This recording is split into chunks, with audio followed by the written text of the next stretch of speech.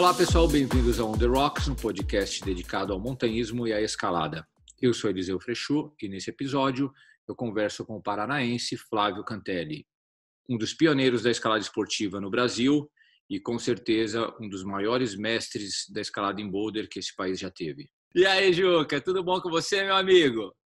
Pô, bom demais, Eliseu. Ainda mais podendo bater o papinho contigo, né? Massa! Ô, Juca, muito obrigado por poder, conversar com a gente, ter essa disponibilidade de trocar uma ideia. Eu estava conversando agora há pouco, antes de iniciar, que número a gente acha na internet, a gente acha no Mountain Voice, a gente acha um monte de publicação, mas a experiência que as pessoas tiveram em determinadas fases do montanhismo e da escalada brasileira, isso está gravado na cabeça da gente, né, velho? E vai ser muito legal a gente trocar essa ideia e compartilhar todas as histórias que você tem, meu velho.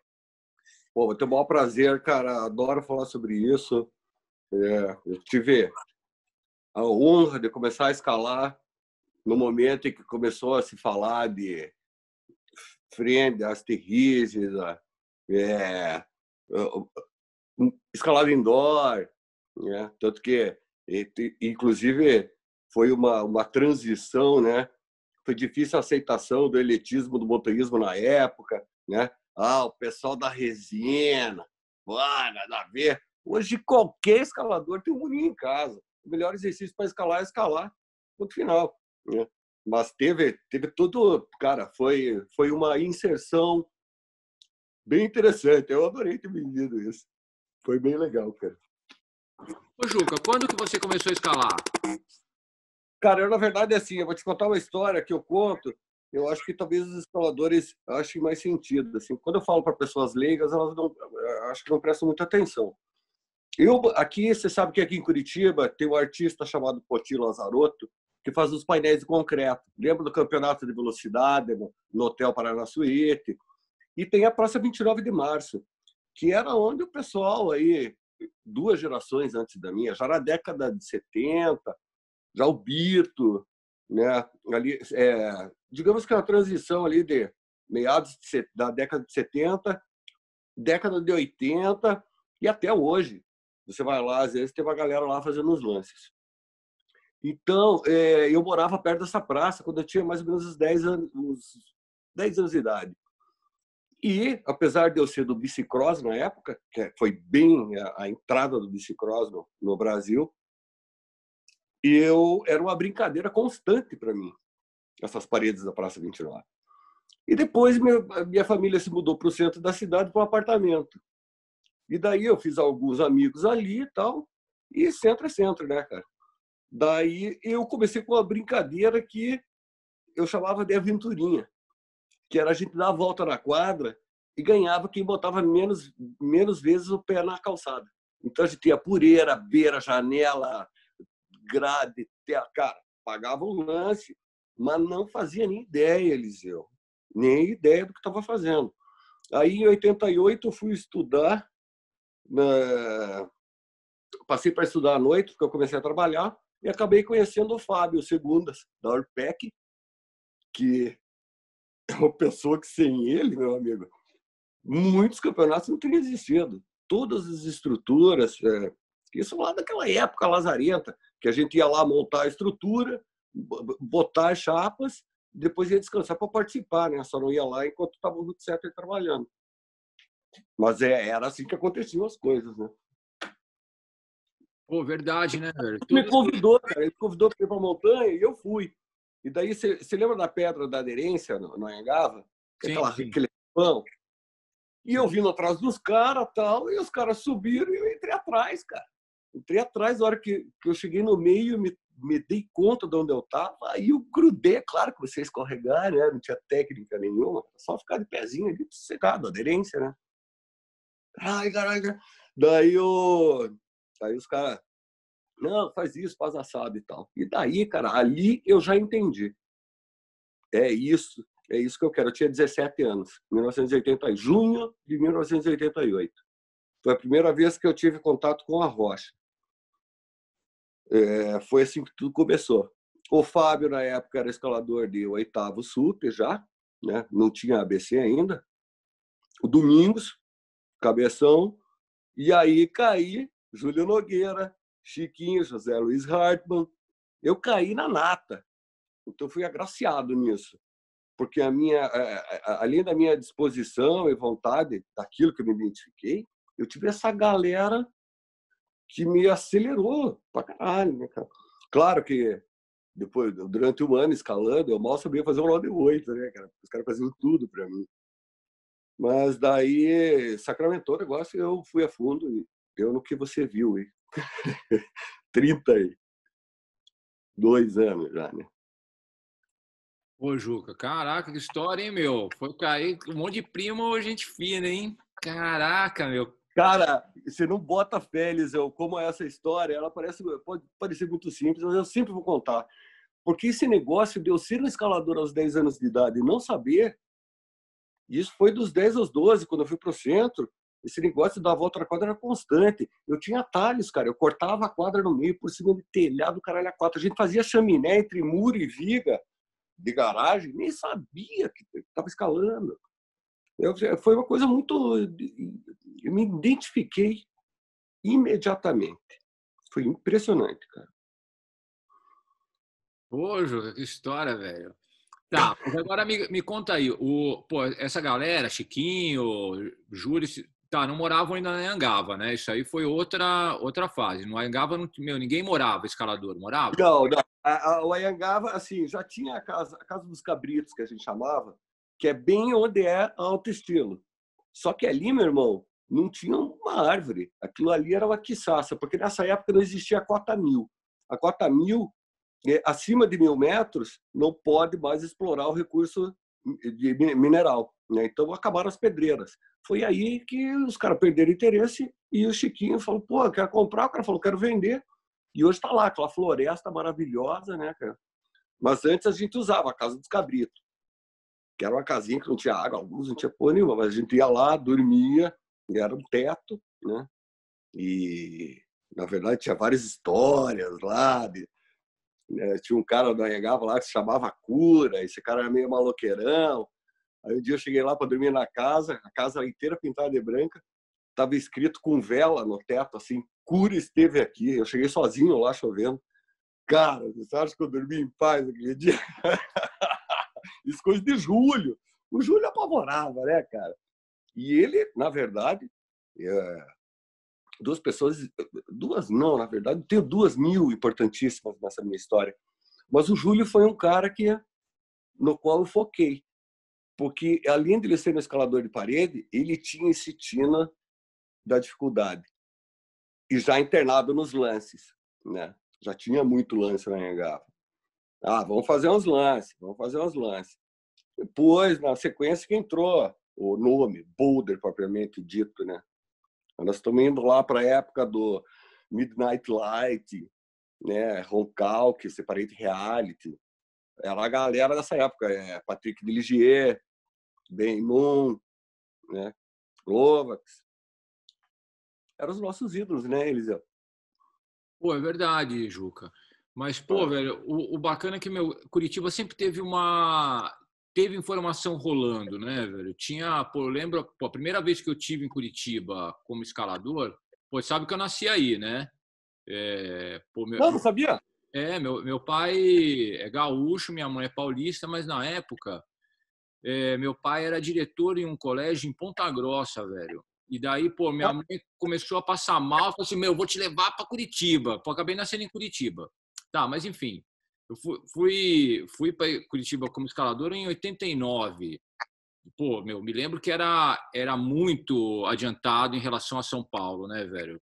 Tipo, já tinha a Mont Blanc, já tinha a Acampar, já tinha, meu, CPM.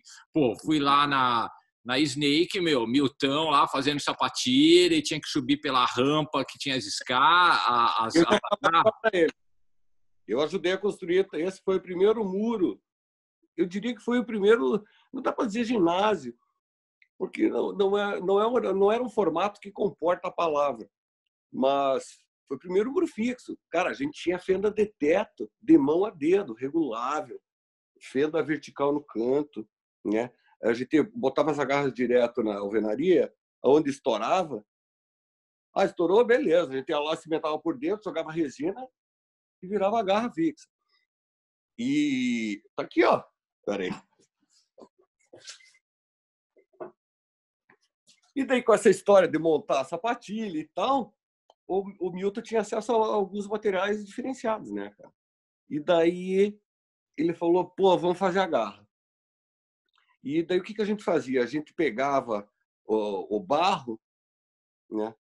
Alisava ele e tal, deixava compacto e shapeava no barro. Só que o barro tem uma superfície lisa, né? E daí a gente pegava uma borracha de vulcanização a frio como se fosse um durepox. Duas substâncias que você misturadas, elas entram no processo de catalisação, né? E daí a gente cobria esse barro depois de seco com essa borracha que fazia a forma. Só que nós não tínhamos a textura no molde, como é hoje, né? Hoje a textura está no molde, a resina encosta no molde e copia a superfície. Então a gente pegava e peneirava a areia e mandava ver na areia. Eu até postei esses dias essas agarras. Essa aqui é shape do Milton. Meu, eu lembro dessas agarras. Cara, até hoje, se você entrar nos ginásios, tudo bem, elas foram lá para os pés, mas elas ainda existem. E nessa época, eu não tinha mão, não. Nessa época, eu tinha pata, negão. Entendeu? Porque o que a gente queria? A gente não queria fazer uma garra ergonômica, confortável. Queria era chegar o mais próximo da rocha possível. Esse era o conceito do Milton, né? Eu aí, isso é 1990, eu tinha 2 anos de escalada, né? Devia falar besteira pra caramba, sem dúvida. Os caras me suportavam, porque eu estava começando a escalar bem. Mais ou menos por aí. Pô, Juca, mas você sempre escalou bem, né, velho? Tá, e aí nessa época começaram os campeonatos, né? Conta um pouco dessa cena, o início dos campeonatos em Curitiba.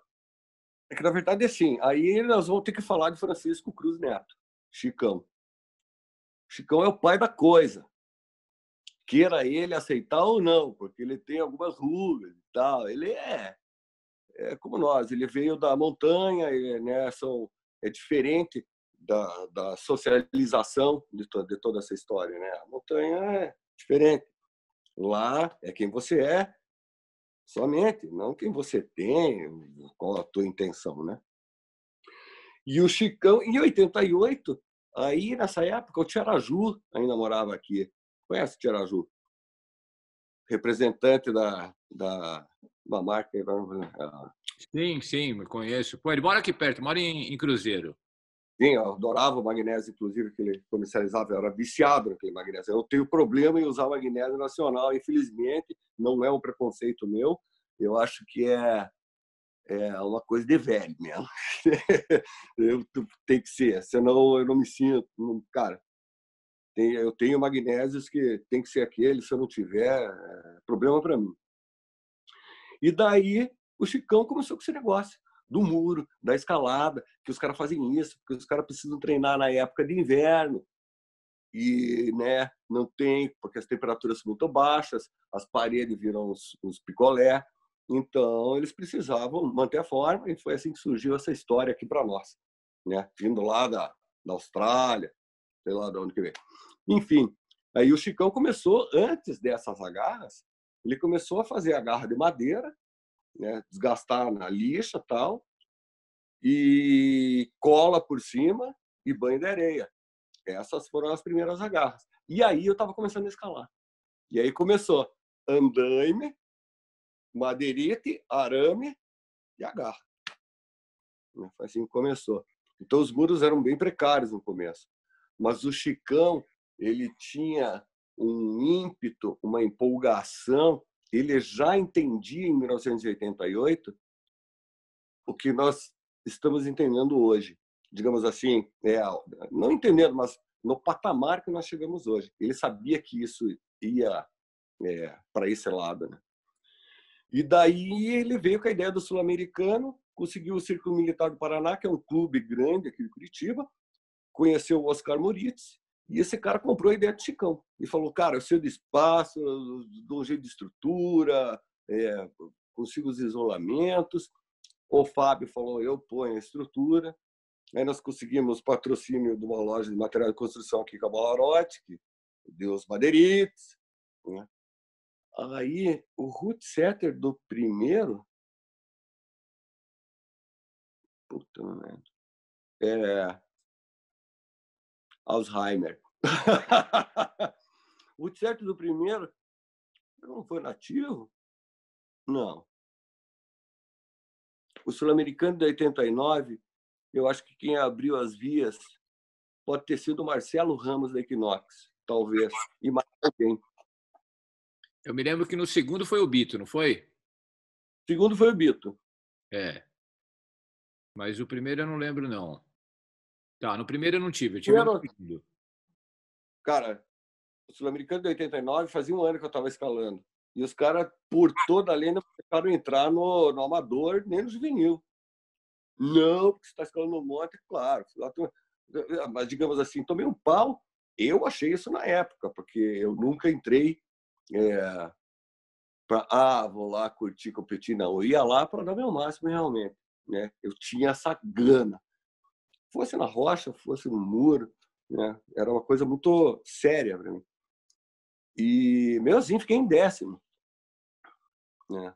Aí, depois, o próximo campeonato foi o segundo sul-americano. Né? Então, foi assim, um em 89, aí o outro em 90. 91 eu acho que não aconteceu. Aí, em 92, começou a ferver. Aí já entram outras figuras, né? Você, Paulo Gil. Aí já começa a acontecer mais em São Paulo, Caixa d'Água do Corpo de Bombeiros, lembra? Você deu uma movimentada, né? O Morro do Maluf, o Morro das Antenas. Nessa época aí eu estava andando com a Renata Falzoni, Verdade. num evento chamado Adams Holiday, onde tinha um muro itinerante no litoral paulista. Essa história foi bem interessante, porque eu e o Snake saímos daqui para levar uma grade de sapatilha para eles. Só que a gente foi visitar o muro. E é claro, eu e o Snake eram os caras da resina na época. Não tinha, meu irmão. Era nós, entendeu? Onde fosse. Né? Então, além, é claro que isso foi involuntário, isso aconteceu para nós, né? Não se tinha ideia ainda disso. Mas foi super interessante. E daí a gente foi lá e começamos a escalar no muro. E o dono do evento, que era o Oswaldo, lá da Adams, da agência, né? Foi contratado pela Adams. E ele, quando a gente voltou pro hotel, a gente falou, queria pegar as bagagens. Ele falou, não, o quarto de vocês é esse. Eu falei, não, nós estamos indo embora. Não, o cara reservou um quarto para você e não é para vocês saírem daqui enquanto eu não voltar. O cara voltou e falou, vocês não vão embora, vocês podem ficar um mês aqui em São Paulo, casa, comida, roupa lavada e tanto. Fiquei moreno, né? Ficamos rodando um mês no litoral paulista, que se mura aí. E em 92 veio o campeonato de Itatiaia. Cara, em 1990, mais de 6.000 pessoas assistiram o segundo sul-americano de escalada. Na categoria Master, tinham 102 atletas. Chile, Bolívia, Peru, Argentina. Cara, era muito escalador. Só que era compreensível, porque o nível naquela época, o oitavo super, nós estávamos rompendo o 9A na VB, né? O Henry Gonzalez, que ganhou de 1990, chileno, e ele já escalava 9A, ele já estava ali no 512 ED, 513A, ele já estava indo para 9A, 9D. Ele já tinha noção disso. Talvez por estar mais próximo da América Central, Estados Unidos, sei lá.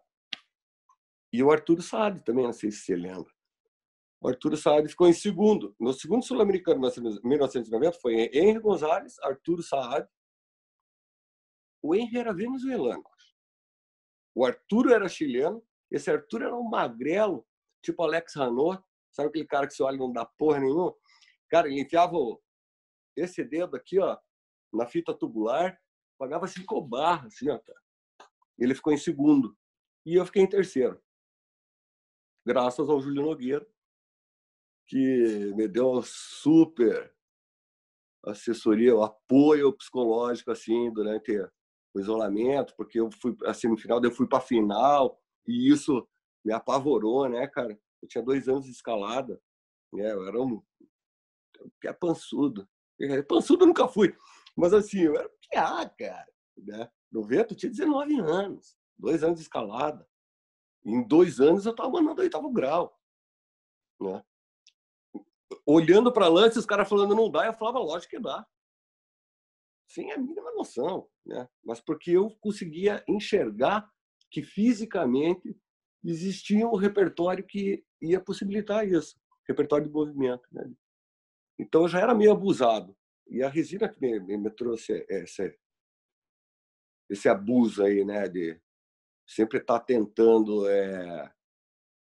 puxar pro impossível. Não, cara, o céu não é o limite, pô, vamos nessa. Não. Mas era bem inocente isso, sabe? Era uma coisa, acho que muito sem intenção. Era mais uma vontade espiritual e física do que propriamente uma intenção, né? E você pode escalar coisa super difícil. Acho que não era isso. Uma coisa bem inocente, bem legal. Bem legal. Acho que entre a molecada tem essa brincadeira, né, velho? Nunca é na amizade, assim, né? Sempre um quer dar uma cutucada no outro. Quando você tá com uma turma legal, um puxa o outro, não é verdade? Tem essa dinâmica. Nas competições, sim. Mas eu acho que na rocha a gente já tinha esse... Cara, alguém de nós tem que fazer. Então tava todo mundo, parecia que era um braço só, entendeu? Isso era muito legal. Hoje ainda é assim. Apesar de eu ter algumas broncas com isso. Porque eu odeio chegar num boulder novo e ninguém fala, tem essa garra aqui, ó. Fala, pô, pelo amor de Deus, cara, eu quero tentar um site, eu não quero flash. Então, pô, se eu cair e não resolver pelas minhas armas, eu vou solicitar, pô, por favor, não me tira o on-site. Né? Eu sempre tive muita grana por isso. Mais ainda para o FA. Foi aí que eu comecei a entrar nesses projetos. Todo lugar que eu chegava, inclusive o Araras, o Largadão, foi bem assim. Eu cheguei lá e falei, Eliseu, você falou, pô, tem isso, tem isso, tem aquilo. Eu falei, os projetos, cadê os projetos? Né? É isso aí. Cara, isso me dava uma sede, porque era a oportunidade de eu resolver com o meu discernimento, com o meu conhecimento. Né? E isso não é, ele quer ser o primeiro a fazer. É por isso que eu estou te contando essa história. É a oportunidade de você entender qual é a tua capacidade de conhecimento do teu corpo, né? Da distribuição de peso em apoios, da tensão corporal. Cara, isso é uma oportunidade única. FA é tudo de bom. Claro, é legal repetir, mas FA é FA. Mesmo que o projeto não seja teu, né, cara? Caraca, Juca. Pô, e tá. Aí eu conversei outro dia, meu, achei o Helmut no Canadá, velho. Viu? E ele falou, Tô ligado. E ele é criticado lá, os caras querem matar o Helmut. Porque ele picotou tudo. Picotou tudo. ó, cara sem respeito, mano. E antes, ele estava morando no Alasca, né, cara? Ele morou um tempo no Alasca. Pô, não tá, não, Depois ele desceu para o Canadá. tá, mas pô, tá lá, meu, tá trabalhando mas tá, mas enfim, ele tava conversando, a gente conversou a respeito desse campeonato de Itatiaia. Pô, foi um campeonato muito Então, nós vamos para 1992. Esse foi o primeiro campeonato brasileiro, onde intitularia um campeão brasileiro. Né? E foi um campeonato do caralho. Ali estava Fabinho Muniz, Pita, Antônio Paulo, Eric, Alexandre Portela, Sérgio Tartari, o etc. Era o Marcelo Ramos, estava eu, Sneiquinho, o Guilherme Zavascki, Guilherme, até o Diaquinho estava nessa. cara. Cara, ali tava os pró, mano. Marcelo Braga. Sou fã do Marcelo Braga. E nessa época aí as top eram as Mônicas. Estavam começando as Mônicas. Ainda tinha a Catinha nessa época e tal. De São Paulo eu não me lembro se tinha alguém despontado. Mas nessa época estava pegando ali, era Curitiba. Os caras bater era o Paraná. Tinha que bater o Paraná. O Paraná nessa época já estava um passo à frente. Que a coisa começou em 88. Então, a gente já estava um passo à frente nessa história de treino e de volume de escalada. Nós não dependíamos aqui só de ir para a rocha, né? Então, a gente estava com acesso full time a se movimentar para cima, para o lado, teto, né? E daí, nesse campeonato, aconteceu uma coisa muito curiosa. Eu tenho vídeo, e quem me presenteou com esse vídeo, VHS, é claro, foi o Paulo Gil. E eu acho que eu até digitalizei ele. E aparece todos na final. Só que daí, vou contar mais ou menos rápido no detalhe. Era uma aresta, daí virava negativo, que dava num teto. E nesse teto tinha uns 3 movimentos. Acho que se entrava no teto, fazia uma costura, 3 movimentos, mais uma costura, saía para a borda. E na borda tinha a garra para a mão, e lá no canto tinha 2 agarras consideráveis, que era naturalmente para você pôr o pé, calcanhar, para ganhar o teto. Só que eu, na minha leitura, discretamente, provavelmente legal, era pro bandido, nós estamos aqui para competir. Cheguei embaixo do negativo e medi a última garra do negativo para essas agarras de pé. Só fiz assim, ó. Aí fui no Marcelo Ramos, falei, cara, aquelas agarras, ele bateu nas minhas costas e falou, usa o que tu quiser, meu querido. Falei, então tá bom. E eram 15 finalistas. Eu era o 14º. Até o 13º ninguém tinha feito. O Pita tinha ido melhor, tinha conseguido ir para as agarras de fora. Só que eu cheguei no final do negativo, costurei aqui, costurei a do teto e pum! Abri lá fora. Já saí no braço só, fui para outra agarra, ganhei o teto e tá no vídeo. Aí eu tô com os 2 pés na linha da costura, né? Já ganhei o teto. E tentando puxar a corda para costurar aqui, os caras gritando, costura, costura! E eu não fui desclassificado. Primeiro que não era uma regra na época, né? Mas assim, eu estava com os pés na linha da costura ainda. Mas daí eu tive a pachorra de desfazer o movimento, ir lá fazer a costura e fechar a via. Aí, cara, o ginásio explodiu. E aí, pô, para mim foi assim, fantástico. Não tenho como te explicar no vídeo, Chicão vindo correndo, todo mundo. Caralho, cara, muito legal isso. Muito legal. Esse negócio de você, através da tua dedicação, né, e você alcançar esse tipo de, de cume, né, cara, de satisfação, de realização, né? Foi bem legal. A galera ficou de cara. A hora que eu cheguei no negativo e fiz uma coisa que ninguém pensou, isso é repertório de movimento, leitura, intimidade com o artificial, né? Por isso que eu fui no Ramos e falei, cara, aqueles 2 patacão ali. Ele falou, fica à vontade. Até hoje não me esqueço, ele falando, pode usar, tipo, tá foda pra caralho, pode usar até os parafusos, se quiser. A hora que eu mandei, eu deve ter botado no pé. Cara. Aí, em 93, teve o próximo, que foi Petrópolis. Aí já entra o Glaucio na história, com as GHs, né? Já era umas... Aí já é outro nível, porque as agarras do Glaucio, elas cabem no conceito atual 100%. Você pode pegar o modelo do Glaucio de Petrópolis lá de 1992 e ele já tinha textura, ele já tinha ergonomia, ele já tinha visão. Provavelmente ele já tinha tido acesso a outras marcas, Enterprise, Voodoo, né, as agarras da época, os fabricantes da época. Aí, em 93, ganhei de novo. Aí, cara, aí a coisa começou a pesar para o meu lado. Aí eu comecei a sentir o peso. Peso de marca, peso de comprometimento, né? E aí, em 1994, a Adi, que era a minha companheira na época, virou presidente do Clube Paranense de Montanhismo, e ela, o Jean, Gil do Tice, inventaram a história do ranking. Foi o primeiro ranking do Brasil, ranking paranaense de escalada esportiva em 1994. Foram 4 etapas. Andrezinho, o Belê, campeão paranaense. Eu fiquei em segundo. E vou te contar por quê. Porque nessa época eu já não estava mais na Snake.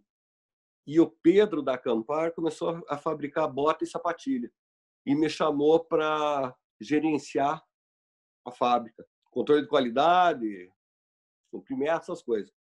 E um dia eu cheguei lá, 8 horas da manhã, e como eu tinha metas diárias, o cara que prendia os metais do cabedal numa máquina pneumática faltou. E eu falei, não, deixa que eu vou tocar o pau aqui. Pô, esmaguei meu dedo, cara. Vacilei, porque a máquina não tinha os recursos de hoje, que você tem que ter 2, 3 disparos, né? Era só um pedal, cara. E daí eu botei a pecinha, o Ilios, que passava o cadastro da bota. Na hora que eu pus o pé no pedal, a pecinha virou e eu fui consertar e esbarrei no pedal, 350 libras. Pá! Na hora que esmagou, eu puxei, ficou só o osso. Cara, aí eu fui pro hospital, embrulhei na camiseta, fui lá no escritório e falei, tem que me levar pro hospital. Cheguei no hospital, o primeiro enfermeiro que olhou falou, você já era, tem que cortar. Essa falange já era, tem que cortar. Cara, eu comecei a chorar. Eu chorava feito criança no colo da Ade. Porque, cara, para mim, era perder a cabeça. Era perder uma perna. Porra, eu tava no auge, Amanda, escalada e tudo mais. Aí chegou um outro e falou: você tem dinheiro? Eu falei: não quero saber quanto. Ele falou: eu vou chamar especialista de mão. Aí chamou o cara, por acaso o cara era tio de um escalador, amigo meu ainda, e o cara consertou meu dedo. E daí, nessa etapa, eu não pude participar, porque eu não tinha condições de escalar com a mão do jeito, a terra, recuperação completa, né? Aí o Júlio Nogueira se inscreveu. E ele tem, eu acho, guardado ainda. Meu irmão desenhou uma camiseta com uma mão assim, com o dedo com super corativão, assim, escrito Juquinha, o número 1. O Júlio Nogueira vestiu essa camiseta, foi lá e ficou em segundo lugar na etapa e tirou a possibilidade de quem podia me alcançar. E eu fui vice daí. Eu e o Júlio, eu diria. Você vê, esse cara é muito importante para mim. Que ninguém vai fazer isso. Não, não, não. Você não vai ficar em quarto, quinto. Se eu ganhar, você... É assim, eu não tinha como melhorar mais que segunda, porque o Andrezinho estava muito bem na época já, né? E eu vi esse espiar crescer. André Berezowski, Eduardo Maza, Fabiano Quadros, né? O Xuxa, para quem não conhecer por Xuxa, o Formiga e o Belê. Eles aí já tinham um muro lá no Mont Blanc também, que o Nelson tinha montado lá na garagem. Mas era um muro já com corda, né? Aí eu chegava lá, pô, calçadinha de botas, piava, vinha, tenta esse lance, tenta esse lance. Eu ia lá e fazia sem corda, de bota. Eles ficavam possessos comigo. Aí deu no que deu, né, cara? Aí em 95 eu fui campeão paranaense, o Andrezinho vice, e assim correu o negócio. Mas o marco, acho que foi esse: 89 e 90 sul-americanos, aí 92 Itatiaia. Em 92 ainda teve um campeonato em Taquara, no Rio Grande do Sul. Quem ganhou foi o Guile. Aí em 93 Petrópolis. Aí em 94 ranking. Daí, aí 90, 95, aí já tinha 90 graus. 95, acho que é 90 graus. 94.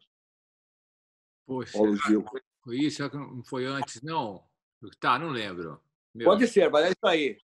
Início da década de 90 aí. Entre 92 teve uma fase que o Paulo Gil tinha um muro lá no Corpo de Bombeiros, depois... Sim. Foi isso mesmo. Quando... Tá, ô Juca, mas tem muita história engraçada, né? Cara, é que é difícil a gente pôr esses 32 anos de resina. Caraca, velho. Isso quando começou a falar de rocha e de montanha, complicado, hein, Elis?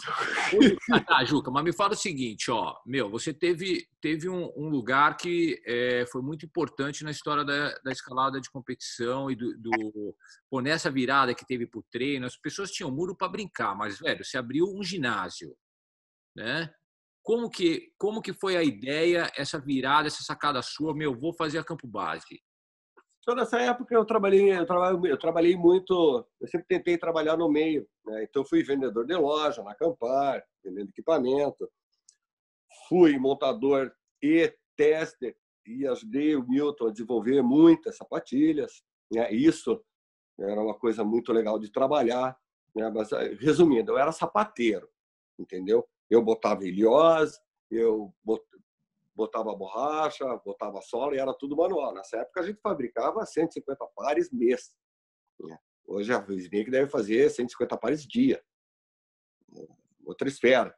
Era tudo muito manual, né? O que você está falando mesmo? Você falou? Estamos falando do campo base. Como que você teve a sacada de abrir Então, aí, nessa época, por essas indefinições, aí em 92 eu comecei a namorar a Adi. A Adi, o pai dela é escalador da década de 50, né?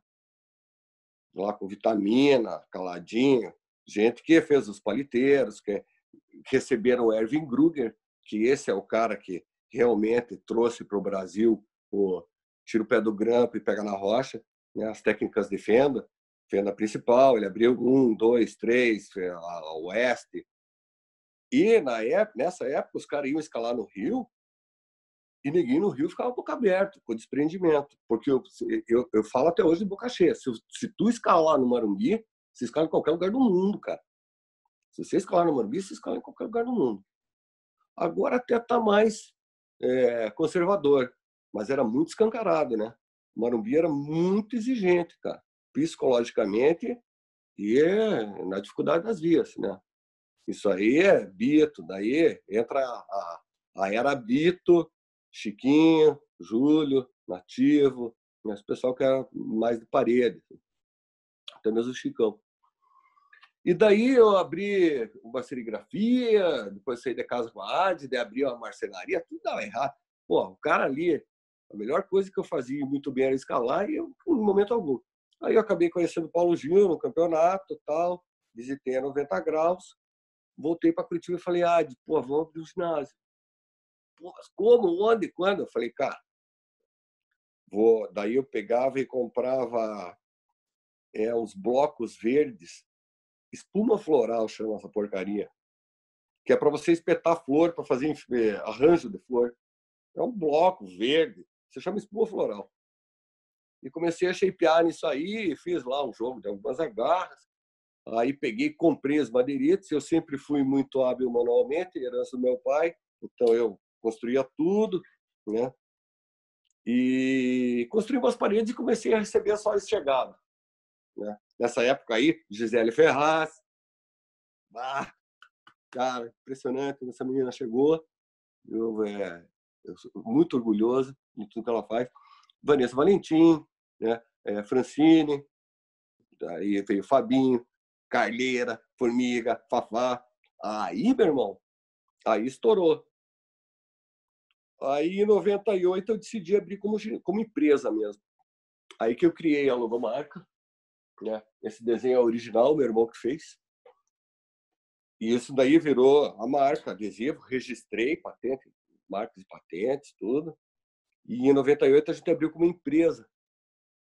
E eu peguei a casa que a gente pegou a casa que a gente morava, pegamos um quarto e transformamos na casa. A gente ergueu a cama, fizemos um mezanino com a cama, embaixo ficava a penteadeira, daí tinha um sofá, arrombei uma janela lá, abri uma porta, fiz uma cozinha para a gente ter, e o resto virou tudo ginásio. A garagem virou recepção, o corredor virou muro, rodeei a casa, né? Arrebentei parede, fiz cave, e um dos quartos virou sala de aquecimento, o outro quarto virou sala de alongamento, e abrimos o campo base.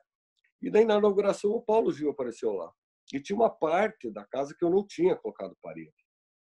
E ele falou, porra, o Paulo Gil já tinha uma visão para Ventex pra cacete, né, cara? E sou muito grato. Pô, você também, cara. Eu fui muito bem recebido por todos vocês. E isso ajudou muito no processo, né? Ele falou, cara, se você montar essa parede aqui, eu te dou um barril de agarro. A gente trabalhava com um barril de 100 litros de azeitona, que a gente usava para armazenar e lavar a agarra. Ele falou, eu te dou um barril desse se você construir a parede aqui. 5 dias depois, eu liguei para ele e falei, Paulo, tô indo aí. Quer? Eu mandei a foto para ele na parede. Ele falou, caralho, veio buscar. Eu tinha uma rural na época, lembra? uma Rural 71, verde e branca, no Interbairros. E a Rural fui lá buscar, cara. Você vê, pô, que pessoa, né? E você, quando começou a vir no meu vácuo, eu fiquei muito... Eu comecei a entender a importância de tudo que eu estava involuntariamente, né, e inocentemente colaborando e agregando, né? Eu era muito humilde em relação a isso. Eu sempre, né? Porque eu vim das paredes, né, cara? E assim, eu escalei Big Wall, eu fiz artificial, mas eu nunca fui um grande escalador de Big Wall, entendeu? Mas essa foi minha escola, né? E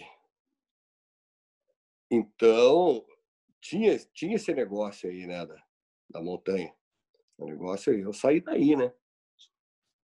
Mas quando caiu na dificuldade, eu realmente me identifiquei.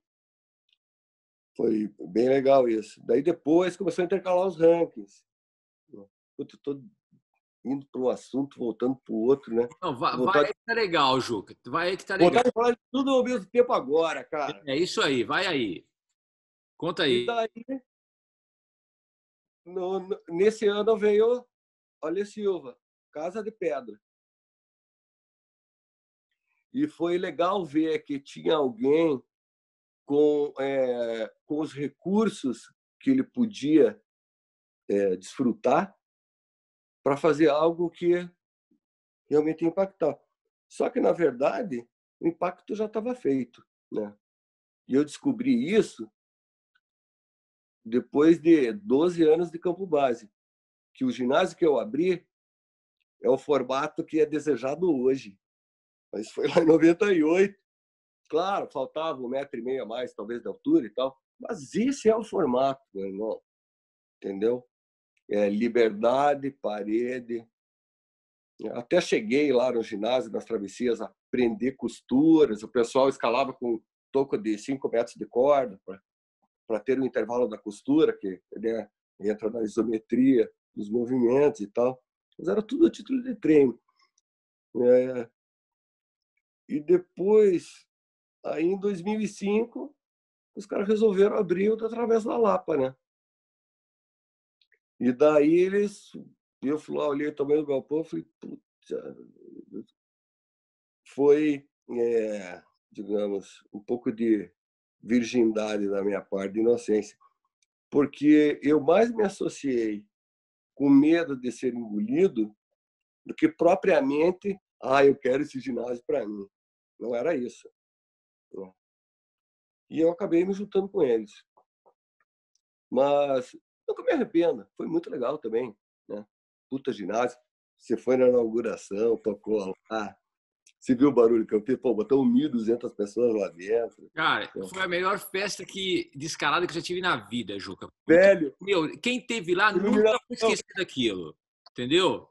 Meu, não tem como esquecer. Roberta, Thiago Bari, Márcio Bruno e Thiago distribuindo O Nico, cerveja, Nicola Martinez, o né? Nicola Martinez, cara, bem doido, Robertinha, só apavoramos. Iluminação, cara, Meu, lembra dos circenses, o Ian Balão, é. as Não, mulheres, as é duas, uma doideira.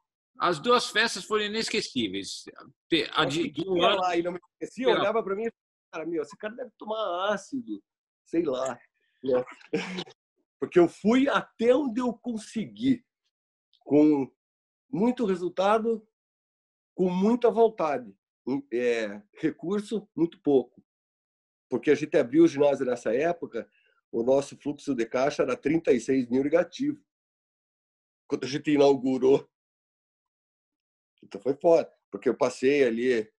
Eu não, eles também, né? Mas quem estava lá. Alô, minha bateria. Vou ter que clipar aqui.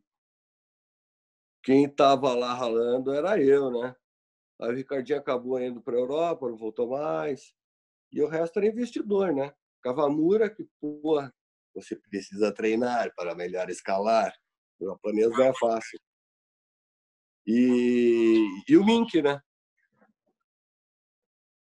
Aí depois, lá em 2010, daí em 2007 nasceu meu filho, né? Eu vim de família muito simples, tudo custou muito para mim na vida. Eu comecei a trabalhar escondido, muito novo. E quando meu filho nasceu, a gente acaba investindo essa história de eu quero dar aquilo que eu não tinha, e decidi ir para o business. Porque aí eu já estava com 36 também. Então, assim, eu não tinha mais como competir com Felipe Camargo, César Grosso, entendeu? Belê. Cara, quando eu não consegui mais ir para a final, eu parei. Porque eu falei, não, aí não está mais me dando prazer. Não tenho mais condições. Porque o ginásio também me prendeu. Queira ou não, é uma empresa igual a qualquer outra, você sabe como é que é. Você tem um refúgio, você tem uma escola de montanha, tu não fala, teu escritório é ir para a rocha, levar gente. Cara, os caras não fazem ideia da responsabilidade civil, né? Cara, eu não teve nenhum curso que eu fui dar, que eu não vou ter com a cabeça desse tamanho. Não dá para piscar que o cara erra, né? Então, é aquela história que eu estava falando contigo. Viver da escalada, yeah! Legal, César Grosso, Felipe Camargo. Cara, eu me amarro em ver o que está acontecendo hoje, sabe? Janine Cardoso é uma pessoa muito importante nessa história também. Só vai, o pessoal precisava ter consciência disso, entendeu? Em 93 a gente estava discutindo ética, né? Para em 95 vir francês da curso aqui para nós e querer cavar a garra lá na pracinha de Niterói, ele falar aqui não, negão, você vai cavar a garra lá na França. A ética aqui não cava a garra não, cara. Foda-se. Tipo, dane-se que você é francês. Nós temos um código. Porra, cara, os caras foram pagados. Porém, eu fiz o curso deles e aprendi muita coisa. Técnicas de treinamento, né? Depois, cara, daí o negócio foi andando. Daí São Paulo começou a incendiar o Makoto com a Black Diamond, que eu sempre tive um affair por esse equipamento. Pode ser como fetiche, ou pode ser realmente era bom, né? Petzl, Black Diamond. Aí veio Competition, lembra? Os burros de resina. Aí começou a ir para mídia, Z Games, Nescau, né? O Fera Brasil, foi um marco, né? Então, aí entrou São Paulo, aí São Paulo entrou pesado. Porque a partir do momento que o Paulo Gil começou a revelar atleta ali, cara, e depois abriu a Casa de Pedra, aí os recursos de treinamento e de informação de São Paulo superaram a nossa. Mas mesmo assim, a gente ainda, né, foi junto bastante tempo.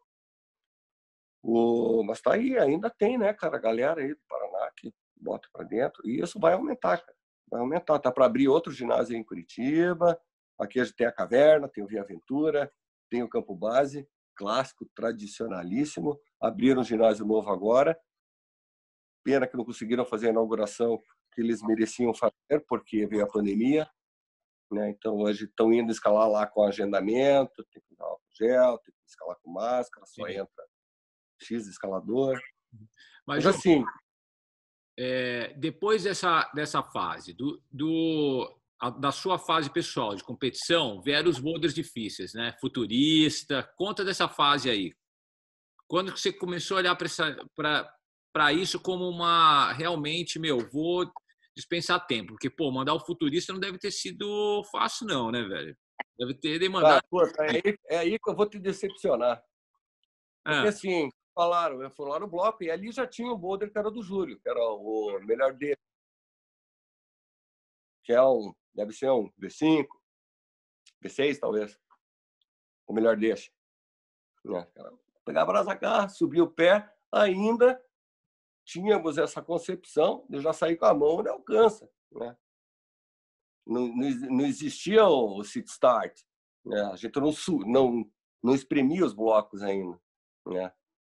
Então, aí o Anderson Gouveia viu essas agarras ali, nas paredinhas do lado, e deu o nome de futurista. E, assim, nessa época, quando o Anderson começou a participar das competições, eu estava nas cabeças. Então, tinha aquela gana nele de, preciso pegar, né? Então, nós tínhamos talvez até inconsciente da parte dele, mas nós tínhamos uma competição até saudável, digamos assim. E aí eu fiquei sabendo que ele tinha botado o nome de futurista. E esse nome me intrigou na hora. Por que futurista? Futuro agora, eu tinha essa coisa, né, cara? Aí fui lá, vi, pô, é foda mesmo. E aí comecei aquela coisa, né? Foco de centímetros quadrados e procurar o que tinha para mim. Aí fui lá, subi em cima, pô, levei palanque para subir, para poder limpar a garra, tirar a teia de aranha, o cara quatro. E comecei a tentar. E em 2001, estava eu com o meu talismã, Roberta Nunes, e eu fiz o FA e as fotos do FA foi ela que fez. Foi, cara, meu, cara, foi espetacular. Mas eu não tinha ideia. Só que antes disso, eu e o Fafá já tínhamos mandado o treino na Ilha do Mel, que na nossa concepção era difícil. Difícil é novear, né? Existia uma dificuldade no escalador brasileiro em abrir a boca para aumentar o grau, sabe? Então, assim, para dizer que era 9B, cara, tinha que deixar o cu, sei lá, entendeu? Né? Então, assim, e na verdade, o Eltrino já era o V9, cara. V9 é o. Pô, V9 10A, cara, em 96. Em 2001, daí eu mandei o Futurista. E a primeira repetição, pô, não sei te dizer, eles, eu acho que 5 anos depois, talvez. Caraca, mas que grau que é? Ele é muito específico, né, cara? O cara que eu vi mandar rápido foi o Felipe Camargo. Mas ali, eu passei o dia inteiro com ele, em 5 horas de intervalos de descanso e nutrição e tentos, né, e receita. Chegou uma hora, eu deixei ele desfrutar do on-site, né? E daí, pô, Juca, daí começou a conversar, tal, não sei o quê. E ele foi o único cara que eu vi mandar no dia. Né? O Carleira virou um karma na vida dele. Ele mandou 10 anos depois. O Carleira tinha, cara, virou uma barreira psicológica, eu acho, pro Carleira, assim. Mas hoje tem várias repetições, né?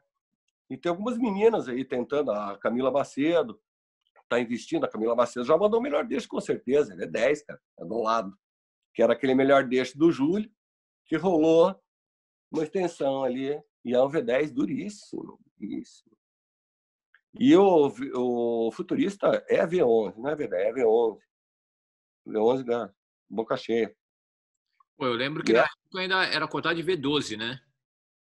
Meu, muita gente sim, usava V12. pode até ser. O Filipinho falou V11 com muita transparência, assim, sabe? Ele não falou, talvez. Ele falou, cara, isso é um V11 duríssimo, né? Assim, um cara que tá mandando pra caramba aqui, que é o Tommy, né? Mora lá na Anhangava, o Ruivinho, que pegou o Power Punk, que foi o Moleza que viu a linha. Esse foi outro Power Punk. Cara, raigbalzaço, meu irmão. Também, FA, quem tava comigo? Roberta. Eu tinha esse negócio com ela. Me parecia que quando ela tava comigo, a coisa ia rolar. Impressionante isso. Naquele dia eu mandei, daí liguei pro Moleza. Os caras estavam tentando há meses. Essa era a minha quinta investida, assim, de uma tarde. Porque eu sempre tive isso. Se você perguntar quantos 10º grau de via eu tenho na carreira, não tem, meu irmão. Eu nunca peguei e fiquei 4 meses em cima de uma via. Não me foda. Eu vou lá, tento 2, 3 vezes. Cara, não deu hoje, mas fica outra coisa. Então, tudo que eu mandei foi assim. De via, o mais difícil que eu mandei foi 10A. Né? E assim, nunca me dediquei especificamente, nunca tive essa sede, porque eu acho que o que você escala não é o que você manda. É o que você manda, mas não o que você manda em meses, é o que você manda à vista. É isso que você escala. Então, eu sempre busquei, eu nunca me preocupei em mandar o 10º em 4 meses. Eu me preocupei em mandar o 8º à vista. Né? Tanto que de boulder eu cheguei a mandar V8 à vista. Né? Pô, V8 pesado. Sabe? O dia que eu mandei, os caras falavam, meu, isso é um V8. né? E eu mandei à vista, falei, pô, caramba, cheguei do almejava mesmo, né? E o Power Punk, os caras estavam lá na quinta investida, eu liguei para o Moleza e falei, Moleza, no seguinte, tá aqui na pé da baleia do Power Punk. Eu falei, daí tá sofrendo? Eu falei, não, acabei de mandar. Você tá louco, vovô? Vou te matar! Tava o Minko comigo, a Roberta. E agora, daí o Tommy foi lá e emendou mais 2 movimentos, jogou pro V12. Que assim, sei lá, se eu nascer de novo, talvez eu faça. Caraca, Ju. Cara, assim, o Anhangava foi uma super escola para isso, né? E eu me identifiquei muito com essa história do boulder, né? O Paulo Gil foi uma pessoa que me instruiu muito, me trouxe muita informação em cima de literatura, porque ele é come quieto, mano. O Paulo Gil é um estudioso do negócio e ele entende muito, né? Ele é menino galho, né, cara? Tudo levinho, tudo, né? Com aquela carinha, chega e pá, bata pau. E com a história do John Gill, né, que era um matemático, que praticamente é o pai do boulder, né? Ele já tem boulder que até hoje ninguém aí pasta para mandar, porque assim não adianta, o V11 sempre vai ser um V11. Eu posso estar com 70 anos, o turista vai ser um V11. E quem quiser mandar vai ter que chupar o limão. Nessa mesma época aí, do futurista e tal, o Ralph tinha mandado uma Macumba, o Arapiz do Coutinho, que cotado V10 também. Claro, não vamos falar no Olhos de Fogo, né? No Grajaú. Eu acho que foi nessa época aí que começou a fomentar. Aí já veio o termo boulder, né? Já nos falava mais em lance, né? Os lances. A gente passou a adotar a linguagem americana, boulder, e inclusive o V, né? Que até então a gente não tinha. Tanto que para nós o El Treino era o 9A, 9B. E na verdade ele é o V9. Então a gente era inocente, sabia nada disso, 96, né? Época que a gente fez campanha para Snake, que a gente saiu outdoor, né? Pô, digamos, eu tive o meu mês de fama em Curitiba. As campanhas eram bem interessantes. E daí começou a sair esses campeonatos lá na pista do Coutinho, Campeonato Carioca de Boulder na Rocha. Teve 2. Um Fafá ganhou, o outro eu. Então, pô, os caras ficavam passados, cara. Até hoje, pô, e aí tinha os que vibravam com a gente, entendeu? O Marcelinho Braga, o Barão, né? Que esse é outro sobrevivente da história, né? Pô, era muito legal isso, cara. Os caras falavam, não, pô, vamos, é aqui. E aí, neguinho chegar e espremer, mandar, pô, é muito legal, cara. Essa história do boulder, eu acho que é o grande veículo, tirando esse lado de satisfação, porque eu concordo com o Gil, que a história é bem essa. Cara, que momento é você sentar na frente de um bloco e ficar namorando as agarras, entendeu? Qualquer pessoa que olha de fora fala, meu, esse cara tem que levar ele para o Pinel, esse cara precisa ser tratado. Você está lá parado, olhando, né? E você chegar nesse cálculo do quanto que eu jogo aqui, o quanto que eu pressiono lá, né? Eu acho muito mágico isso. Isso que me levou a dar 18 anos de aula, né, cara? E revelei muita gente. Essa época que eu parei de competir, eu comecei a me satisfazer com isso, em revelar, né? Que saiu daí uma geração para frente da minha. Que, claro, não tem como acompanhar, meu. Por mais que você escale bem, a competição é cruel, né? A recuperação, depois de uma certa idade, ela é mais lenta. Assim, vou pular um pouco para frente. Aí, em 2014, eu me separei. Aí, em 2015, a empresa que eu tinha me dedicado anos me chutou a bunda. E eu fiquei muito frustrado com tudo isso. Eu estava com 44 em 2015, né? Aí fui para Ilha do Mel. Aí caiu lá a galera. Juliana Peters, Gisele Ferraz, a Kelly Vargas, aí estava o Chiquinho, o Ralph. Juntou essa patota na casa do Fábio, da Orpec lá na Ilha do Mel. E aí eu fui entrar de brincadeira no El Treino e, pô, repeti um negócio, cara, eu não acreditava. No dia do meu aniversário, tipo,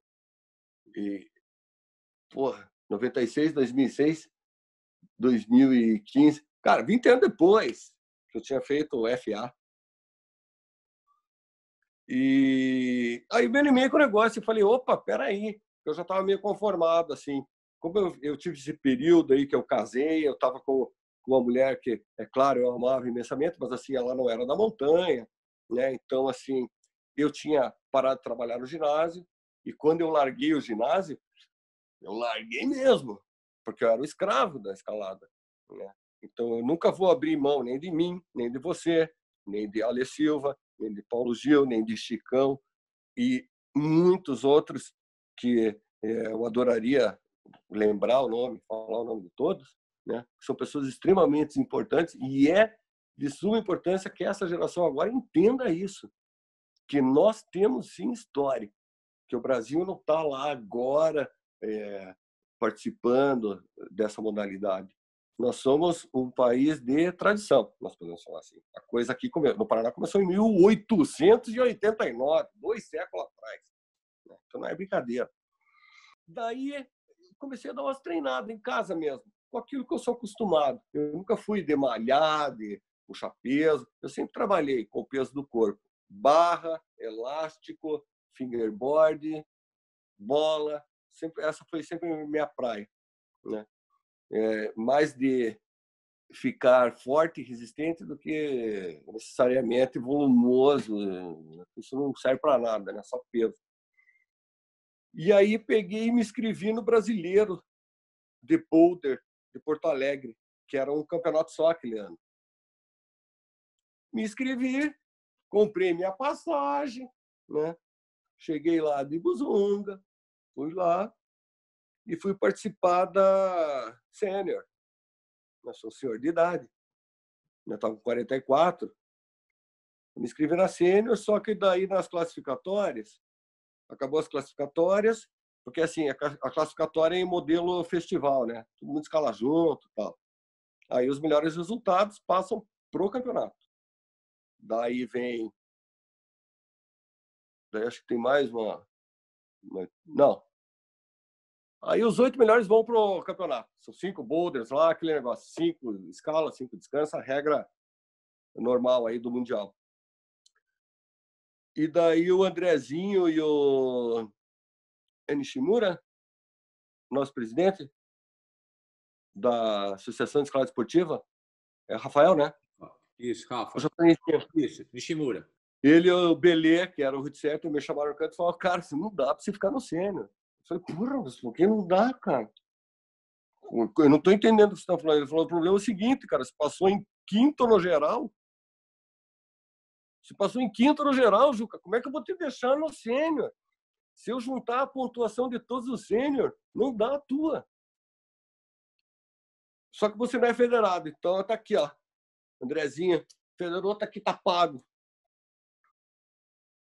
E fui para a final, concorri. Eu falei, cara, você está me pedindo para abrir mão do título nacional do Sênior 2015 para ir competir com Felipe Errou, o Mined, o Ian, só pica agora. O meu outro camarada lá de Santa Catarina, que é um monstro, eu vi ele crescer e abri via para ele no Campeonato Catarinense lá. Pô, os caras são muito monstros, cara.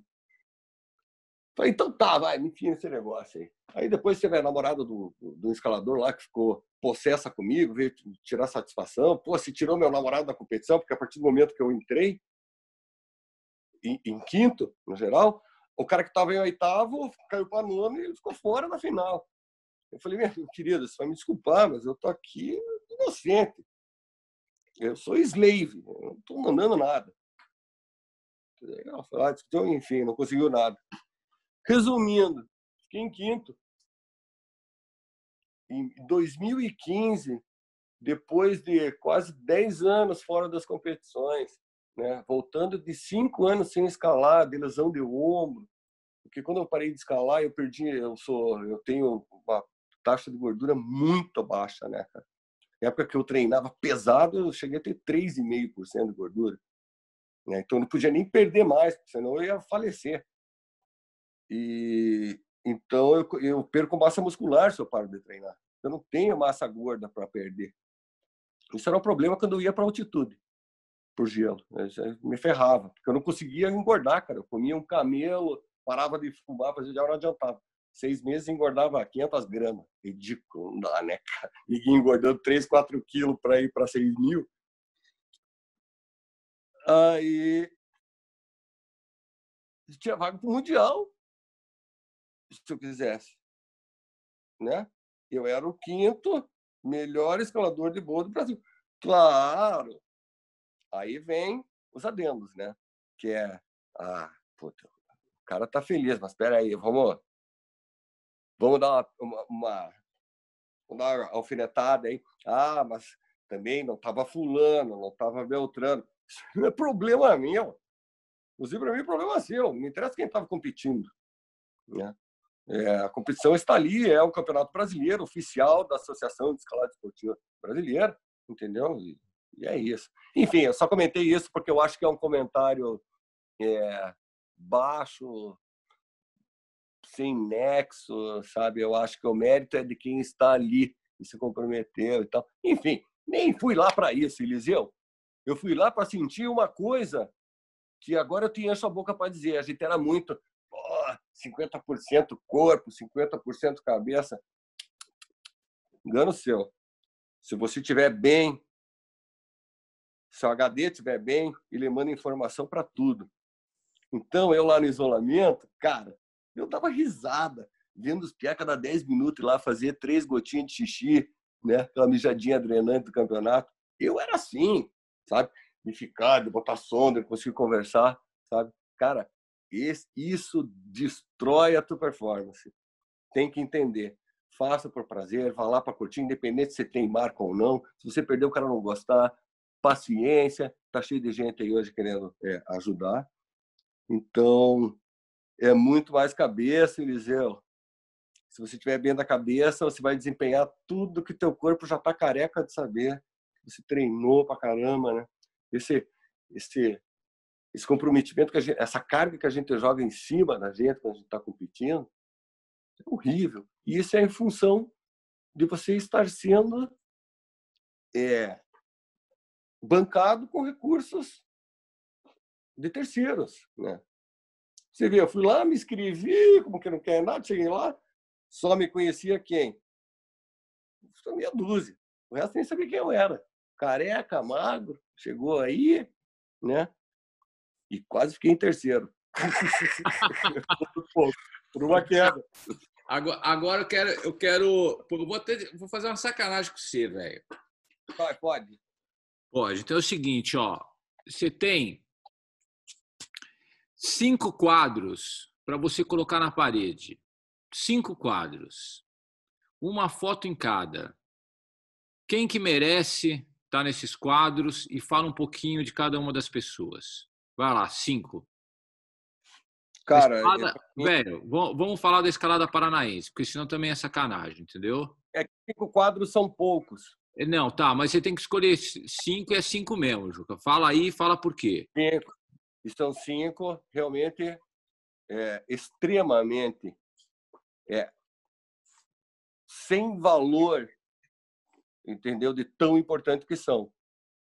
Que para mim é Fábio e Domingos, que eu vou juntar no quadro só, porque o Fábio, o apelido dele era Segundas, porque ele andava com o Domingos. Domingos é o nome mesmo. E eu quase virei Terças, né? Estavam começando a me chamar de Terças. Aí no show do Eric Clapton lá em Floripa, os caras acabaram indo comigo, a gente passou na casa da minha prima para deixar as coisas para não roubarem do carro. E chegando lá, ela falou, Juquinha, por causa das balas, Juquinha, que tinha um garotinho loiro na embalagem, e ela e minha irmã me chamavam de Juquinha. Mas era só lá em Floripa isso. E quando eu cheguei lá, Juquinha, daí pegou. Porra, graças a Deus, Deus é pai. Já pensou, até hoje eu seria Terças. Ia ser triste. E era o Fábio, que são os caras que me levaram para a montanha. Eles foram o meu primeiro contato. E nessa época, eles eram top de linha, era escalador do oitavo super. Né? Acima deles, só tinha quem escalava na BA, que era Paulo Macaco, 2, 3. Né?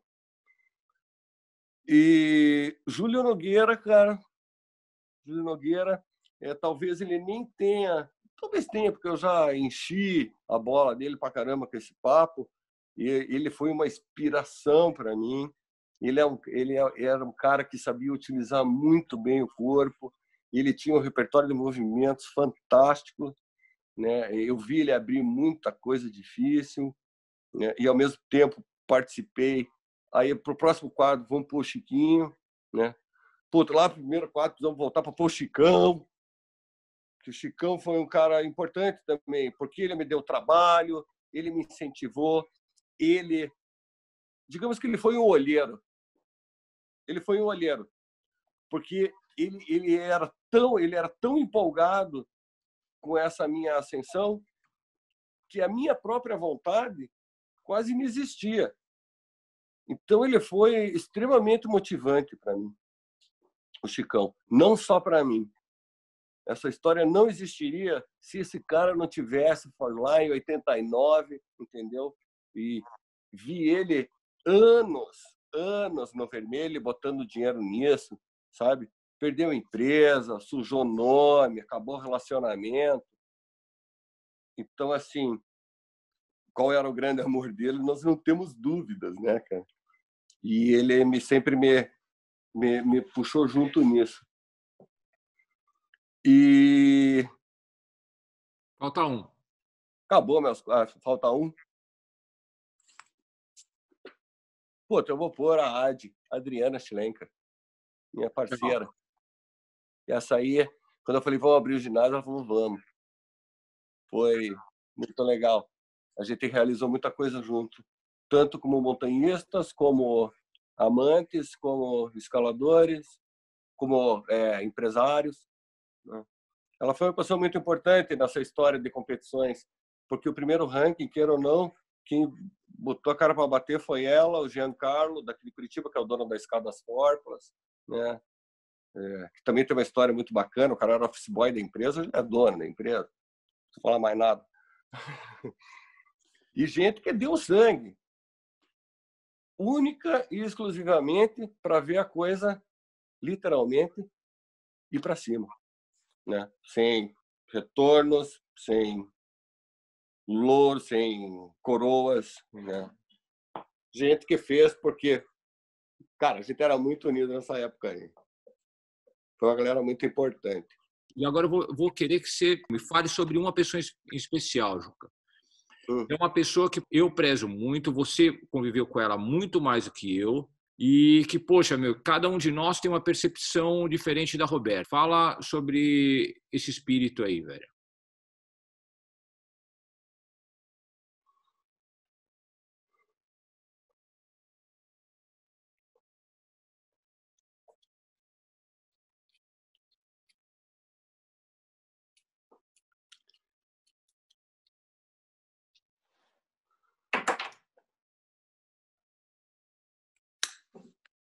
Conta a história, Juca. Deixa eu tentar respirar. É que esse é um assunto. Tempos atrás, uma menina que começou a pesquisar a história da escalada feminina no Brasil e tal, não sei o quê, e ela acabou ouvindo Roberta, né, com certeza é uma escaladora de uma geração mais recente, então ainda não tinha conhecimento dos grandes nomes aí, né? E são muitas, né? As Mônicas, porra, cara, essas mulheres não podiam ser esquecidas nunca. Elas foram as top da escalada esportiva por muito tempo, junto com a Janine, Paloma, né? A Roberta, cara, foi uma história muito louca. Porque nessa época aí, o Fábio, e assim, a gente era ogro, né? Cabeludo, você lembra disso? Cabeludo, botão, sempre anorak, botão, calça, não sei o quê. E ela tinha um brechó de roupa, a Roberta, num espaço onde nós conhecíamos um amigo que mexia com prata. E a gente ia lá tomar um café de vez em quando, e ela depois contou essa história para mim, que ela olhou as roupas e que ela ficou amarradona, entendeu? Nas botas e tal, e não sei o quê. E daí ela começou a pesquisar o negócio. Acabou conhecendo o Ingo Miller. Sinistrão de parede. 3 cabeças esse. É outro. Ninguém sabe quem é. E ele estava lá no Sul-Americano de 89, no Juvenil, que era onde eu devia estar, né? Os viados jogaram por baixo. E daí... E a Roberta começou. Daí a Roberta também foi outra pessoa. Porque eu digo assim, existem 2 tipos de escalador, né, na evolução. 2 não, deve existir vários. Mas assim, basicamente falando, aquele que tem que se dedicar muito e aquele que é por osmose. Que era o que acontecia comigo. Cara, se perguntava para mim se eu ficava treinando incessantemente, marcando o dia, o descanso para chegar no campeonato. Puta, cara, talvez mais no final, que começou a ficar muito pesado, né? Aquele estilo Jim Bridle que a gente levava já não era compatível com o nível dessa nova geração, que já não era Jim Bridle, né? Foi outra história. Os caras já eram um calque, sei lá. Já era outro estilo dedicado com, né, metodologia, com alimentação, com descanso, com intervalo, caralho, a quatro. E me perdi. Roberto.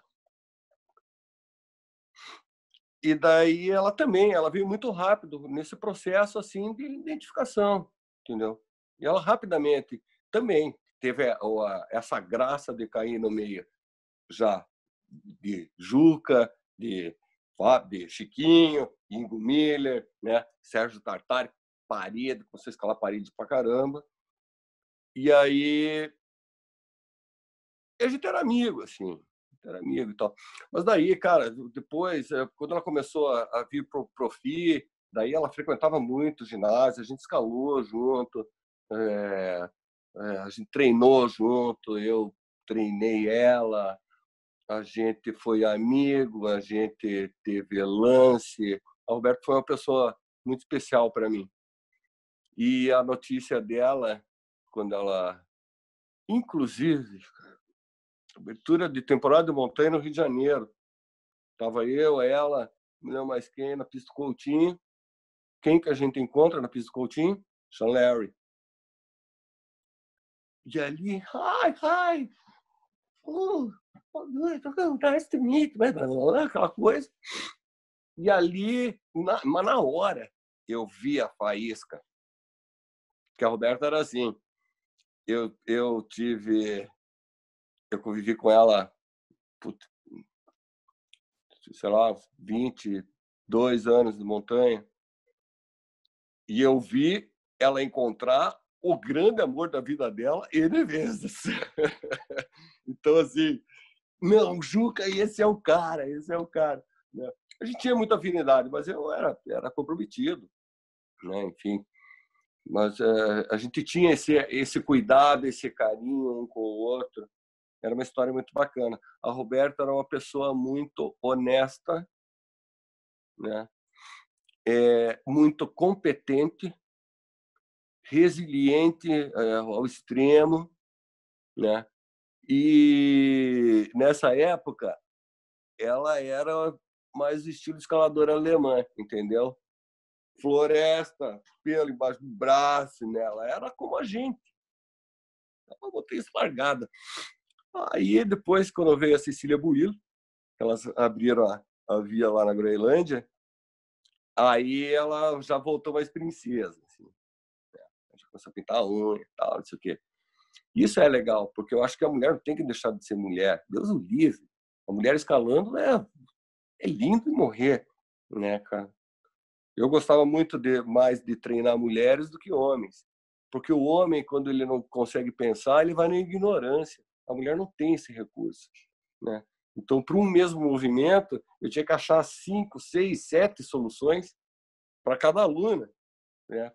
Tudo no encaixe, porque não tem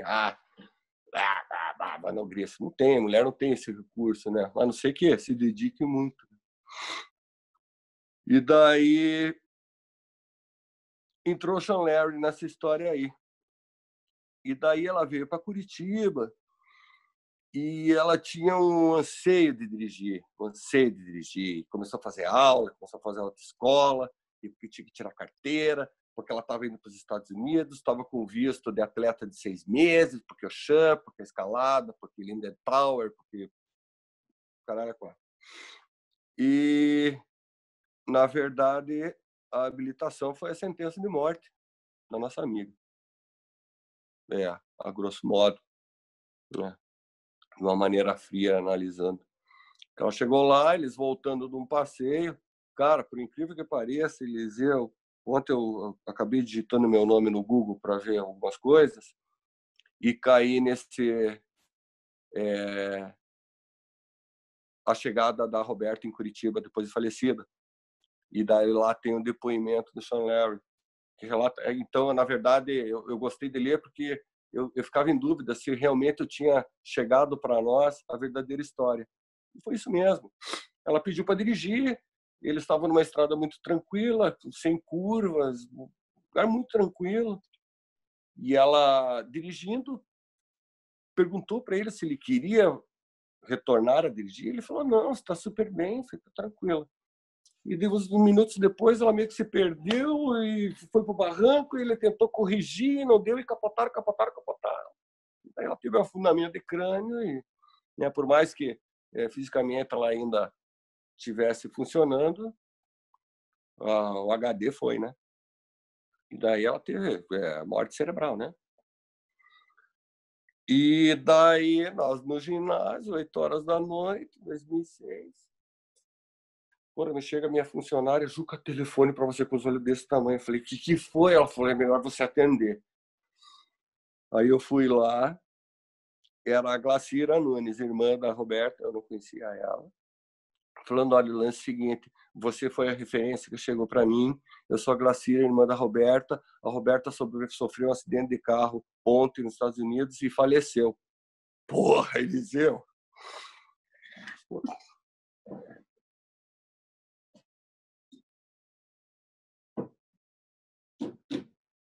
E, Juca. Aí sobrou. Assim, como não estava muito ligado, puta, eu tive que ir pro cara, larguei o ginásio, larguei tudo, fui para casa dos pais dela, porque, porra, imagine, né, cara? A filha, em plena ascensão, famosa, a mulher estava saindo aí. Para terminar de foder, veio o acidente do Dioguinho, cara. Não, foi de ferrar mesmo. Na sequência. Teve esse final aí em que eu encho a boca para dizer, não cobrando, mas sim com muito orgulho de tudo que a gente fez, de eu estar escravo, trabalhando para a escalada e não vivendo da escalada. E daí tem golpes que... O Dioguinho era meu funcionário. O Pierre era o melhor escalador da América do Sul, cara. Fui filmar ele na Mr. Bill, né, velho? Eu tô ligado da peça. Cara, eu vinha da escola Trapinim, Caixa, não sei o quê, e eu me bati, e eu cresci muito com eles. Depois que eu ensinei tudo que eu podia, eles me trouxeram o estilo. Cara, não tem essa encaixar 3 movimentos daqui, eu vou direto lá. E daí começou, pá. Ele e o Carleira de São Bento, que é de Piraquara, daqui de Curitiba. O cara é um monstro. Esse cara é um monstro. Ele só não vai melhor porque ele esbarra nele mesmo, entendeu? Mas assim, cara, que monstro que é esse cara, meu. Eu sou muito fã dele, muito fã dele. Pode pôr um 6º quadro aí. Pô, Juca, foi irado esse papo, velho. Pô, muita história que eu não conhecia, muita história que a minha galera que hoje compete, que, tá usufruindo de um trabalho que foi feito já há muitos anos por pessoas como você. Você é uma peça-chave em todo esse processo do crescimento e, na verdade, do aparecimento da escalada esportiva no Brasil. Meu velho, muito obrigado. Foi um grande prazer não só estar ouvindo as histórias, como estar conversando com um velho amigo como você, que é uma pessoa que, mora no meu coração, Juca. Valeu, velho. E digo mesmo, Eliseu, você só está um pouco mais enrugadinho. Eu também. E assim, eu sou o mesmo, mas os meus cabelos, né? Cara, eu te agradeço, assim, eu tô com uma fome muito grande de propagar essa história. E quando tu falou que queria fazer uma live, pô, cara, fiquei amarradão. Quando eu via da Gisele, eu já fiquei amarrado, não só pelo fato de você estar proporcionando isso a todos, porque isso é público, é mídia digital, isso aí se alastra, né, viraliza, mas também por ver essa figura Gisele aí, a que patamar, aonde chegou a cachaça nela, né, cara? Que é a cachaça maldita. Então, assim, cara, eu estou aberto, agradeço imensamente poder contar essas histórias. Desculpe o chororô, sou um cara que me emociona, principalmente falando de pessoas que foram muito importantes na minha vida. E estou aberto, cara, para falar de todas as histórias que você quiser. Valeu, Isso Juca. nós não falamos ainda antes do código de ética. Os caras batiam um grampo a Bangu e eu fabricamos um sacador, sacava grampo pra cara. Eu lembro dessa história aí. Meu, temos que conversar mais, Juca. Certeza. Então, é Grande nóis. abraço, meu velho. Tudo de Grande bom. abraço.